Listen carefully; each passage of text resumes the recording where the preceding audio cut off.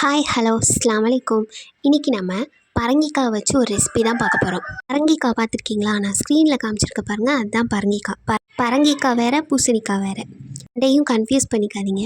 நான் அந்த பரங்கிக்காயிலேருந்து கொஞ்சமாக எடுத்திருக்கேன். உள்பக்கமாக விதை இருக்கிற பகுதியை மட்டும் நம்ம க்ளீன் பண்ணி எடுத்துக்கலாம்.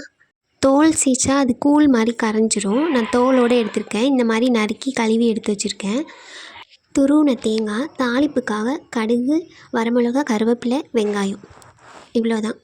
ஸ்டவ் ஆன் பண்ணி ஒரு கடாய் நல்லா காஞ்சதும் அதில் 3 ஸ்பூன் ஆயில் ஊற்றி நம்ம தாளிப்புக்கு வச்சுருக்க கடுகு, கருவேப்பிலை, வரமிளகா, வெங்காயம் எல்லாம் போட்டு தாளித்து விட்டாச்சு.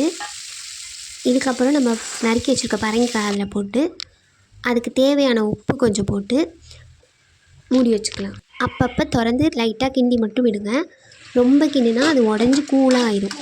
அவ்வளோதான். ஒரு 3 நிமிஷம் தான் ஆகும். 3 நிமிஷத்துலேயே நம்ம தேங்காய் பூ போட்டு ஆஃப் பண்ணிடலாம். அவ்வளோதான், சுவையான பரங்கிக்காய் கூட்டு ரெடி.